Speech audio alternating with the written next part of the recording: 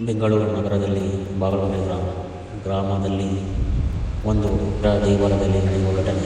ಒಂದು ತಂದೆ ಮಗು ಆ ದೇವರ ಮುಂದೆ ಕೂತು ಪ್ರಾರ್ಥನೆ ಮಾಡುವಾಗ ಆ ಪುಟ್ಟ ಮಗು ತಂದೆಯನ್ನು ಕೇಳುವ ಪ್ರಶ್ನೆ, ಅಪ್ಪ, ಈ ಶಿವಲಿಂಗ ನಿಮಗೆ ಎಲ್ಲಿಂದ ಬಂತು, ಹೇಗೆ ಬಂತು, ಏನಾದರೂ ತಿಳಿದಿದೆಯಾ? ಆಗ ತಂದೆ ಉತ್ತರ ಕೊಡುವ ಕಥೆಯೇ ಈ ಅದ್ಭುತ ವಿಸ್ಮಯ ಆತ್ಮಲಿಂಗ ಕಥೆ. ಈ ಕಥೆ ಪ್ರಾರಂಭವಾಗಿದ್ದು ಸುಮಾರು ವರ್ಷಗಳ ಹಿಂದೆ. ಆಗ ನಮ್ಮ ಮುತ್ತಾತಂದಿರ ಅವರು ಮೈಸೂರು ಸಂಸ್ಥಾನದಲ್ಲಿ ಕೆಲಸ ಮಾಡುವ ಜಾಗ. ಅದು ಎಲ್ಲಿ ಎಂದರೆ ಮೈಸೂರು ರಾಜರು ಕಟ್ಟಿಸಿರುವ ಶ್ರೀ ನಂಜುಂಡೇಶ್ವರ ದೇವಾಲಯದಲ್ಲಿ.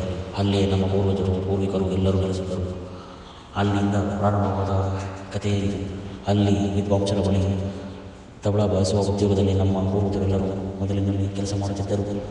ಆ ಕೆಲಸದ ನಂತರ ಹಲವು ವರ್ಷಗಳಾದ ಮೇಲೆ ನವೀಕರಣಗೊಂಡ ಮೈಸೂರು ಆದ ಮೇಲೆ ಕರ್ನಾಟಕ ವಿಭಜನೆಗೊಂಡ ಮೇಲೆ ಅಲ್ಲಿಂದ ನಮ್ಮ ಪೂರ್ವಜರು ಒಬ್ಬೊಬ್ಬರೊಂದು ಕಡೆ ವಲಸೆ ಹೋದರು. ಹಾಗೆ ವಲಸೆ ಬಂದ ನಿಮ್ಮ ತಾತ ನಂಜುಂಡಾಚಾರ್ಯವರು ಈಗ ನಾವು ಪ್ರಸ್ತುತ ಇರುವ ದೇವಾಲಯ ಗೋಡುಗುಂಟೆಗೆ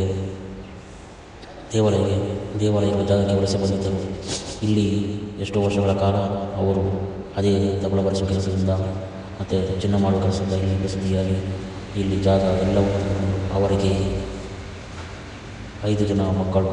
ಆ ಮಕ್ಕಳಲ್ಲಿ ಮೊದಲಿಗರೇ ನಿಮ್ಮ ಅವರ ತಾತ ಅವರ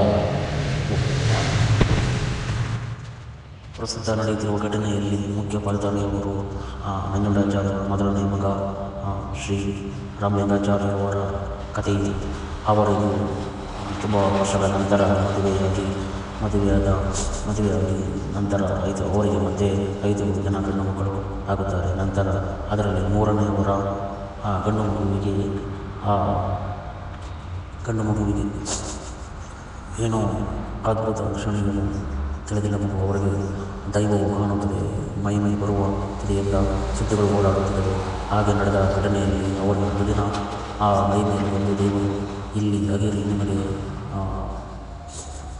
ಧನ ಧಾನ್ಯಗಳು ಐಶ್ವರ್ಯಗಳು ದೊರೆಯುತ್ತದೆ, ನಿಧಿ ದೊರೆಯುತ್ತದೆ ಎಂದು ಹೇಳುತ್ತದೆ. ಆ ಮಗುವಿನ ಆಜ್ಞೆಯಂತೆ ಅವರ ತಂದೆ ರಾಮಲಿಂಗಾಚಾರ್ಯವರು ನಾವು ಇವಾಗ ಪ್ರಾರ್ಥನೆ ಮಾಡುವ ಜಾಗದಲ್ಲಿ ಎಷ್ಟೋ ಆಳವಾಗಿ ಇದ್ದಿರುತ್ತಾರೆ. ಎಷ್ಟೋ ಹೊಡೆದರೂ ಏನೂ ಸಿಗುವುದಿಲ್ಲ. ನಂತರ ಅವರಿಗೆ ಸಿಗುವುದೇ ಈ ಶಿವಲಿಂಗ ಸಿಕ್ಕ ಮೇಲೆ ಅವರು